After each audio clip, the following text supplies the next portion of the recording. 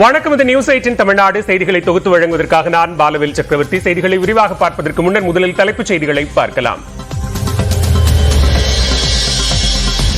இடுக்கி மாவட்டத்தில் தடுப்பணை கட்டி வரும் கேரளா. அமராவதி அணைக்கான நீர்வரத்து பாதிக்கும் என தமிழ்நாடு விவசாயிகள் கவலை.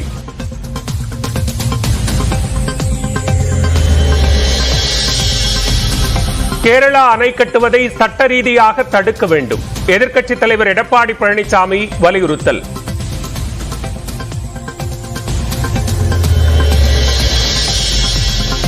தங்கம் ஒரு சவரன் 55,200 ரூபாயாக அதிகரித்து புதிய உச்சம். வெள்ளி 1 கிலோ விலை முதல் முறையாக 1 லட்சம் ரூபாயை தாண்டியது.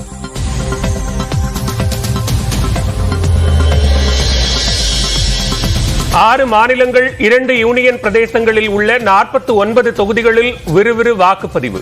ராகுல் காந்தி, ராஜ்நாத் சிங், ஸ்மிருதி இரானியின் வெற்றி வாய்ப்பை தீர்மானிக்கும் வாக்காளர்கள்.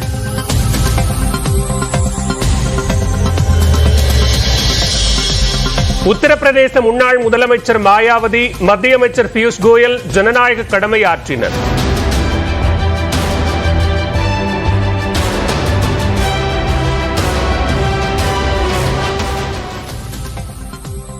அனில் அம்பானி, நடிகர்கள் அக்ஷய் குமார், ஃபர்ஹான் அக்தர் உள்ளிட்டோரும் மும்பையில் வாக்களித்தனர்.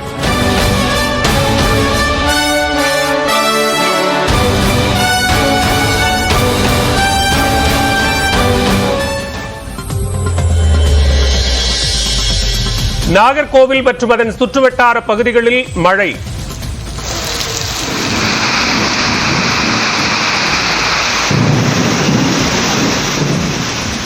கன்னியாகுமரி மாவட்டம் முழுவதும் மழை தொடரும் நிலையில் திற்பரப்பு அருவியில் குளிக்க நீடிக்கும் தடை.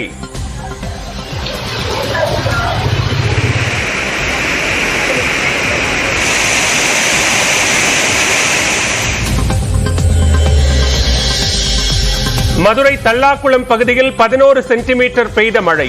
மாநகரியில் வீடுகளுக்குள் புகுந்த நீரை அகற்றும் பணி தீவிரம்.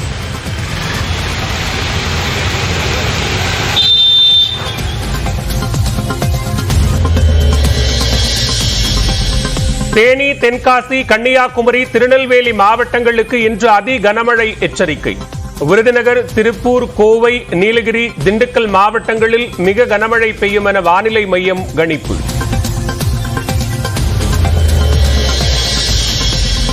கோவை அன்னூர் அருகே 1.5 கோடி ரூபாய் கொள்ளை என புகார் அளிக்கப்பட்ட வழக்கில் திருப்பம். 18 லட்சமே திருடியதாக திருடன் கூறிய நிலையில் பொய் புகார் அளித்த பாஜக பிரமுகர் மீது வழக்கு பதிய போலீஸ் முடிவு.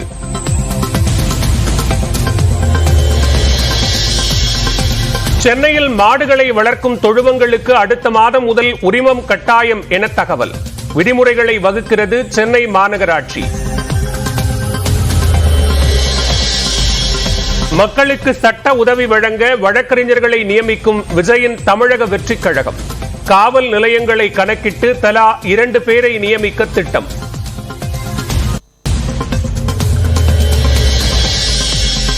தெலங்கானாவில் பெட்ரோல் பங்கிற்கு சென்ற லாரியில் பற்றிய தீ. ஒற்றை ஆளாக போராடி அணைத்த ஊழியர்.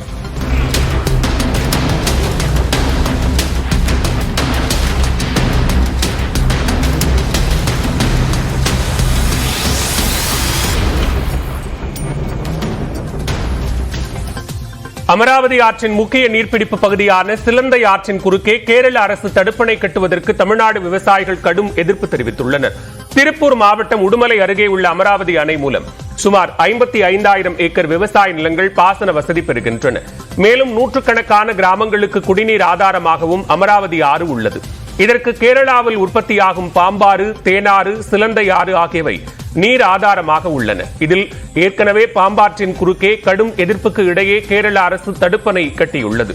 இந்நிலையில் அமராவதி ஆற்றின் அணையில் இருந்து சுமார் 25 கிலோமீட்டர் தொலைவில் உள்ள இடுக்கி மாவட்டம் வட்டவாடா என்ற இடத்தில் சிலந்தை ஆற்றின் குறுக்கே 40 மீட்டர் அகலம் 2 மீட்டர் உயரத்தில் கேரள அரசு தடுப்பணை கட்டி வருகிறது.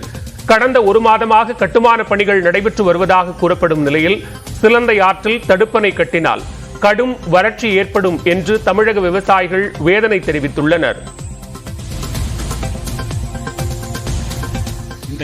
சொல்றது அரசாங்கம் கேரள அரசாங்கம் சொல்றது இவரோட ரெண்டு கியூசஸ் 3 கியூசஸ் சொல்றாங்க.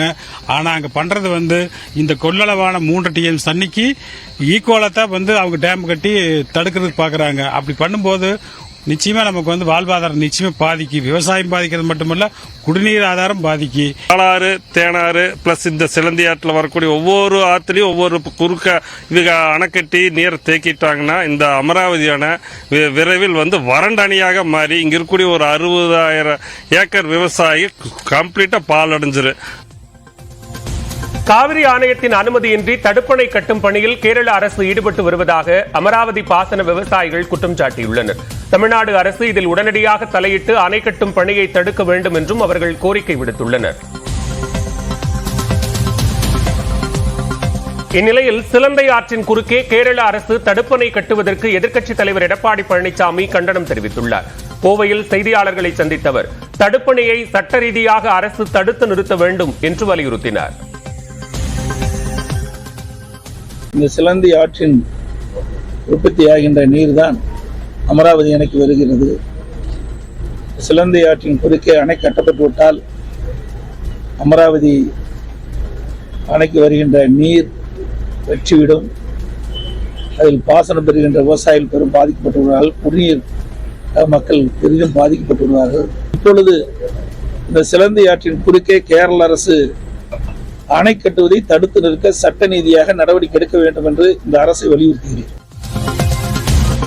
இதேபோன்று கேரள அரசுக்கு அமமுக பொதுச் செயலாளர் டிடிவி தினகரன் கண்டனம் தெரிவித்துள்ளார். இது தொடர்பாக தனது எக்ஸ் பக்கத்தில் பதிவிட்டுள்ள அவர் சிலந்தி ஆற்றின் குறுக்கே தடுப்பணை கட்டி அமராவதி ஆற்றுப்படுகையை பாலைவனமாக்கும் கேரள அரசின் முயற்சி தடுத்து நிறுத்தப்பட வேண்டும் என்று குறிப்பிட்டுள்ளார். கூட்டணி தர்மத்திற்காக மாநிலத்தின் உரிமையை பறிகொடுக்கும் திமுக அரசின் சுயநல செயல்பாடுகளை ஒருபோதும் அனுமதிக்க முடியாது என்றும் டிடிவி தினகரன் கண்டனம் தெரிவித்துள்ளார். ஹெலிகாப்டர் விபத்தில் ஈரான் அதிபர் இப்ராஹிம் ரைசி உயிரிழந்ததாக அந்நாட்டு அரசு அறிவித்துள்ளது. ஈரான் மற்றும் அசர்பைஜான் இடையிலான சர்வதேச எல்லைப் பகுதியில் கட்டப்பட்ட அணையின் திறப்பு விழாவுக்கு ஈரான் அதிபர் இப்ராஹிம் ரைசி சென்றிருந்தார். நிகழ்ச்சி முடிந்த பின்னர் ஈரானில் உள்ள கிழக்கு அசர்பைஜான் மாகாணத்தில் இருந்து தலைநகர் தெஹ்ரானுக்கு அதிபர் இப்ராஹிம் ரைசி, வெளியுறவுத்துறை அமைச்சர் உசைன் உள்ளிட்டோர் ஹெலிகாப்டரில் புறப்பட்டனர். சிறிது நேரத்தில் ஜோல்ஃபா என்ற இடத்தில் அதிபர் சென்ற ஹெலிகாப்டர் மாயமானது. மோசமான வானிலை காரணமாக மலைப்பகுதியில் ஹெலிகாப்டர் விழுந்து நொறுங்கி இருக்கலாம் என அஞ்சப்பட்ட நிலையில் சம்பவ இடத்திற்கு மீட்பு படையினர் விரைந்தனர்.